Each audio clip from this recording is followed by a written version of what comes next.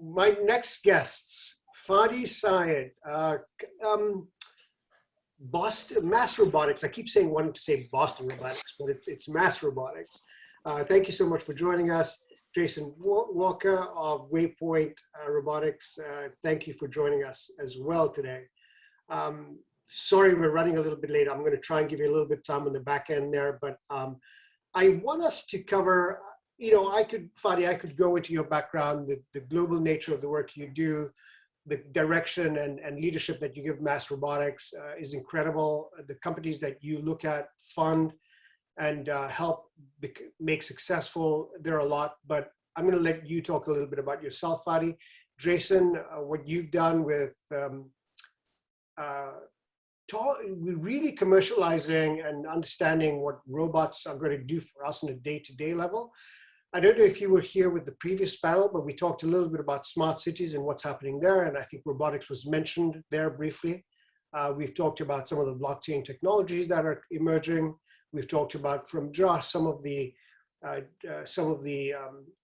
legal issues around various technologies and currencies and how they will change hands and how they shouldn't. But tell us, Fady, if you'd introduce yourself a little bit about what you do at Mass Robotics, what you see as a platform, what's happening worldwide in the robotics sector, and then break it down a little bit into a vertical where we, as lay people who are not familiar with this, except seeing huge giant robots in car factories and on space and Boston Dynamics, can relate to. And then Jason, talk to us a little bit about who you are, what your company does, where you are, and what you see this space morphing into, especially with the new robots that you're creating. I'm going to get off screen. I'm going to have you guys have a little bit of a conversation, and I'll pop back in just when I have a question. Thanks, guys. Thank you, Karim, and it's a real pleasure to be here with everyone. As Karim said, my name is Fady Saad. I'm a co-founder and VP of Strategic Partnerships at Mass Robotics. So Mass Robotics actually was born from our passion to help and scale more and more successful robotics companies. And back in 2014, we observed that commercializing robotics technology is not easy. I mean, obviously, this was not a new observation, but what we observed that this was still a problem, despite the fact that we had tons of incubators and accelerators, both in Boston and in the US in general. And when we zoomed into that, we found something very interesting, that most incubators and accelerators, they really focus on ideation to prototyping. And even if you have a working prototype in robotics, you cannot ship anything because you need to make it bulletproof. You need to make sure it's reliable, and it wouldn't hurt anyone. It will perform reliably. So this created a special chasm for robotics companies. Where do they go after prototyping stage? So we created Mass Robotics as an organization, as a machine to basically take companies from prototyping all the way close to finished product. And the model, we had to invent a new term for what we're doing. So we call ourselves a robotic startup escalator. And the model is really based on three key pillars. The first one is a shared physical infrastructure, because this is one of the key barriers for companies to take their prototypes to the next level. So we went out, we built a state-of-the-art facility in Boston, 40,000 square feet of shared office and lab space, prototyping capability, testing. And we got lots of support from the city of Boston, the state of Massachusetts, and it really became one of the key hubs in the US for robotics commercialization. The second pillar is corporate partners, because you cannot really scale a robotics technology unless you have the suppliers, the manufacturers, the supply chain partners, the investors, the early adapters and users, and ultimately the acquirers. So basically complete the whole cycle of scaling a company at this stage. And the third piece, which is common among other organizations in the space, which is the ecosystem infrastructure, basically becoming the convening space for anything robotics related, from university researchers to investors, to government regulators, obviously the startups and all the kind of programming that happens around it. So Fast forward from 2014 to today, we became the largest hub for robotics startups in the US. We are leading a cluster in New England of around 350 robotics companies. We have more than 62 resident startups in our facility. We spun out 5 companies, and we are very proud that 2 of them actually got acquired in the last 6 months. We now have close to 35 corporate partners, companies like iRobot, Amazon Robotics, FedEx, Honda, GM, Mitsubishi Electric, and so forth. And we're very proud of the kind of the companies in our cluster. I mean, obviously, a company like Waypoint and what Jason has been doing in the space. Jason is a good friend, and we have known each other for a long time now. And it's really, we're very fortunate and very blessed to be in an ecosystem like Boston and Massachusetts, where you have these amazing top-notch schools from MIT, Harvard, WPI, UMass, Tufts, and others, and also top successful robotics companies like iRobot and Boston Dynamics, and others. So I think it's there were kind of existing assets in Massachusetts that basically allowed us to build this amazing platform on top of it. And in terms of the general trends that we have been seeing happening in the space, I do believe that we are stepping into a different era in robotics now, where robotics is not sci-fi anymore, and people actually can do lots of interesting stuff and can generate tons of returns from the robotics investment.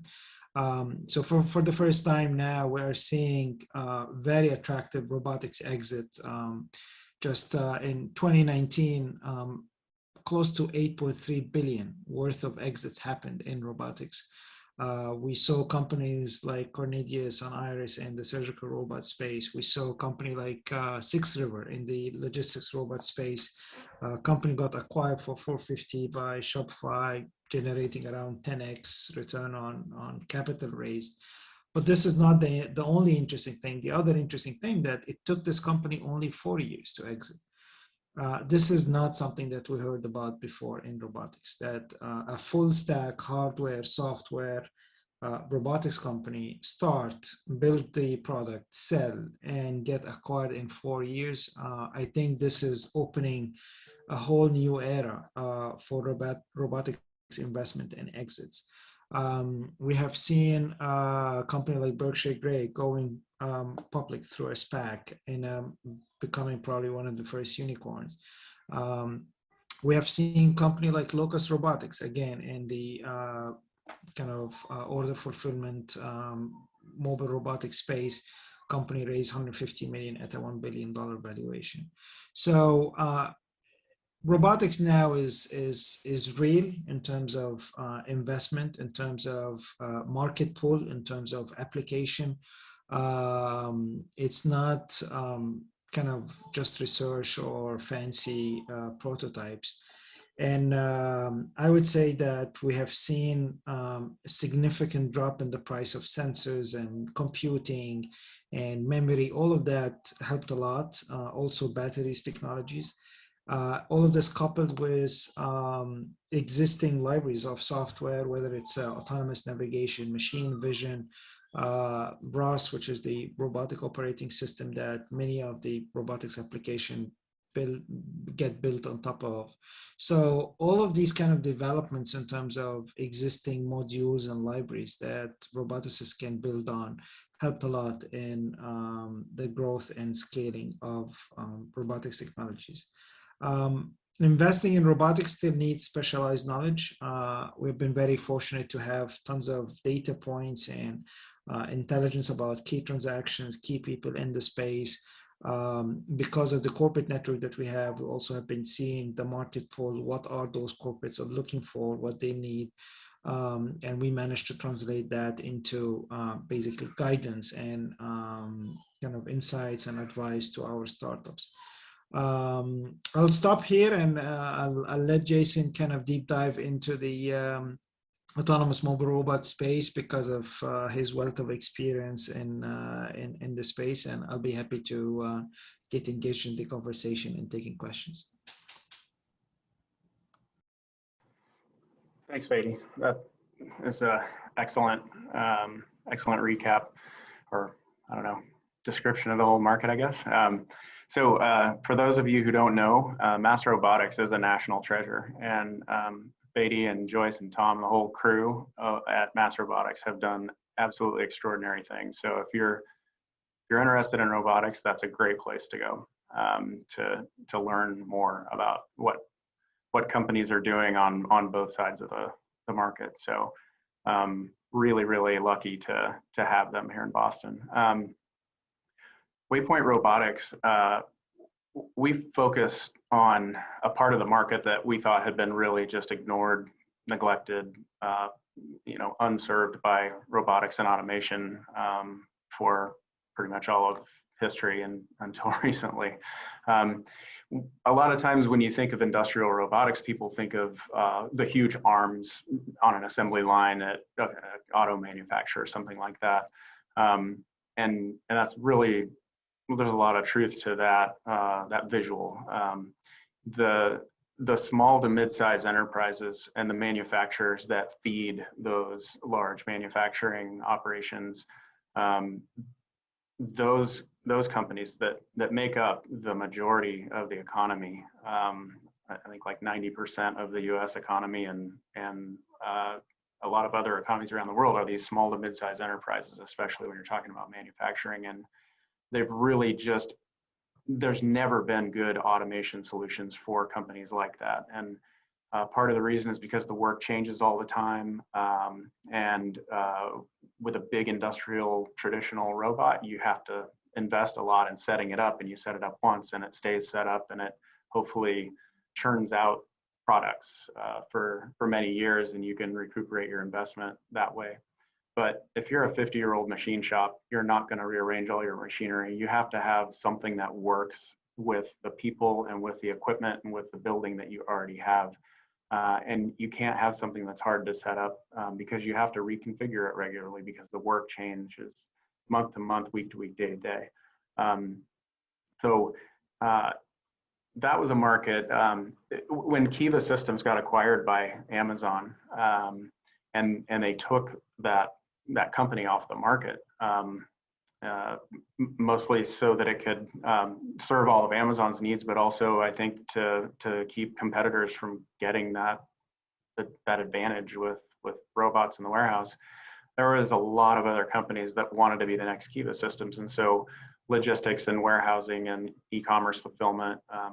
There was a lot of robotics companies that really leaned into that space and wanted to compete for that huge market share, but also wanted to be the next Kiva Systems.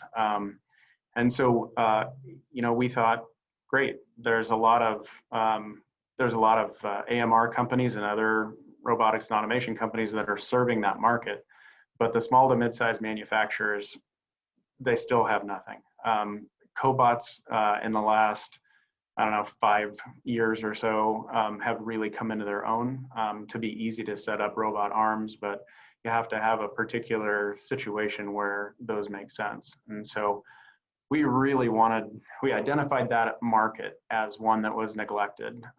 And in hindsight, it has turned out that even huge companies also need really flexible, easy to set up robots that are capable as well. So, but with that in mind, we designed our products and we built our company in such a way that that those small to mid-sized manufacturers and even the smaller, 3PLs and distribution centers, it would be a product that would really work for them, and it would work for the people that they have. And to make something easy is a very difficult task. And so we had to build a better robot to be able to make that robot easy to use. And we wanted it to be easy to use so that the folks who are pushing carts today can be the people who are wrangling robots in the future. That was important to us because we don't like the soundbite of robots taking jobs. That doesn't jive with what the data shows in most cases. And and it doesn't, that sentiment doesn't allow for a country or a market or an industry to make progress. The data shows that the countries that do lean into automation, the rising tide raises all boats. They have more output, more efficiency, more more GDP. Like everything is better, and so resisting that is bad for the workers who are afraid of that technology. So we wanted to make sure we included them, and then we wanted to make sure that the small to mid-sized companies can stay competitive. That was really important, and we had to be able to build a tool that the people who are already there could use, because we don't hear from our customers that they want to eliminate some number of jobs. That used to be a thing, right? That used to be why somebody would go to a robotics company and say, I want to reduce my headcount by this much. And for as long as Waypoint has been in business, which is a little over 4 years now, the only thing we've heard from our customers is we have had a for hire sign in the window for 5 years and nobody shows up. And when they do, they don't show up twice. There is this unbelievable labor shortage that I have a hard time squaring with, with headlines. Just every segment that we talk to, they have a hard time finding people. And so it's even harder to find a roboticist if you don't have a robot that can be utilized by the team you've already got. So from a standpoint of making robots easier to use and therefore used by the people who are on the work, on the job now, in the workforce now, empowering those people to be part of the automated future so that their companies can be part of the automated future, so that this country and other countries that utilize robotics can be part of that automated future. That's really what we have focused on. And there are other robotics companies that are really starting to embrace that. And it's good to see. Thank you, Jason. That was actually pretty good. And Fady, thank you for giving us an overview of the industry. So this is exactly what the point is. If you were to read the articles in the papers today, it was talking about the largest number of voluntary no-show to work. I think it was 670,000 last month that actually said, we're not going to work now because it's a dead-end job. It's not something I'm learning from. It's not something I'm gaining any information from. It's not something that's enriching my life.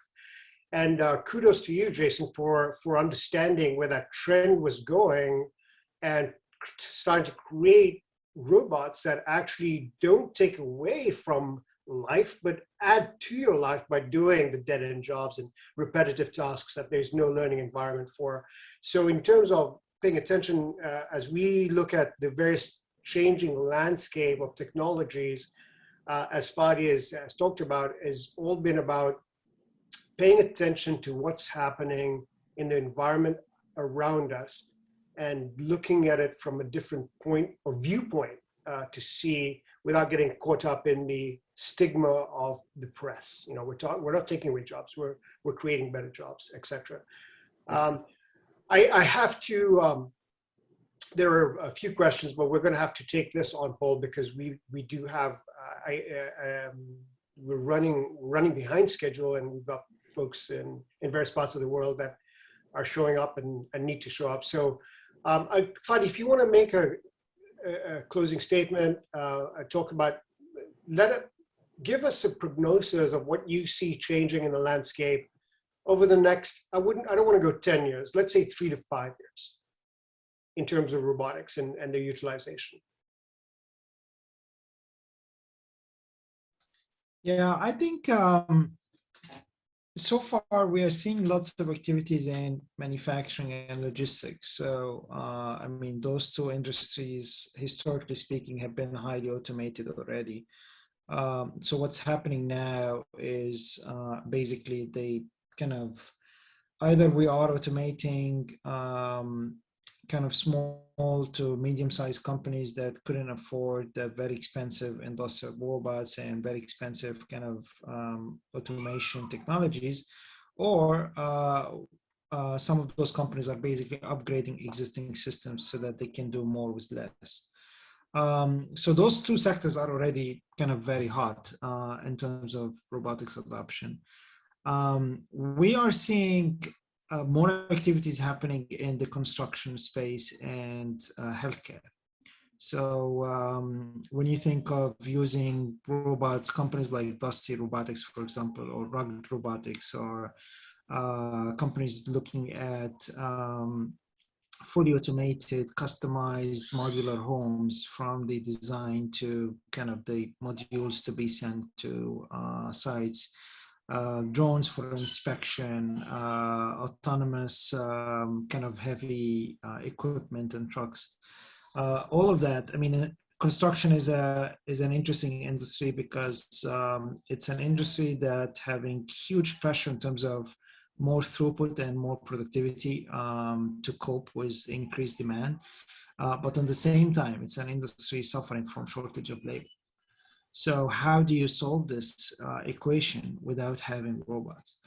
So this is definitely, we're already seeing lots of activities happening. Another driver for robotics and construction, it might sound sci-fi, but I think it's happening, which is going to other planets and the moon and Mars and colonizing other planets. There's no way that we can build kind of shelters and construction there without the use of robots. We cannot send people there. We cannot send building equipment. We have to use robots and existing material on those planets. And we, in Mass Robotics, we hosted 2 robotics and construction summits over the last few years in collaboration with Autodesk. And we had a gentleman from NASA who came in and spoke about what NASA is doing around building structures in outer space. So this is for construction. The other one is healthcare. Obviously, the pandemic was just a wake-up call, but even before the pandemic, we have seen lots of activities around surgical robots, more medical devices, equipment which is more smart, more kind of customized for individual users. Lab automation to kind of speed up the process of drug discovery and material development, companies like Robotics and others.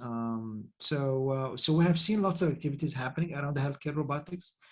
I think another kind of key space is agriculture. I personally skeptical about kind of using robots in the outdoors kind of agriculture. I do believe that robotics will take off and will have a huge adoption in indoor farming. So this is where I see the strong kind of use case, because it's a contained environment. You don't have the complexity that you would have in an outdoor environment. So these are some of the things that I expect will happen. I think there is a generational aspect, generation that are used to video games and dealing with kind of machines and robots and so forth. Those are the kids that are growing up now to become people who make decisions on how to design factory floor and other operations. So I think this will also help in terms of speeding up the adoption. Thank you so much, Jason and Fady, for that overview. We are having a session at 4 o'clock on space technology and space commerce. So if you're available at 4, just join us back for that. I apologize again for not being able to give you your full time, but we'll have you back on a Linqto Learn, and we can go over more of this in depth with a smaller crowd. Thank you so much. Sounds great. Thank you very much. Bye-bye. Thank you. Thank you. Thanks, everybody. Thanks.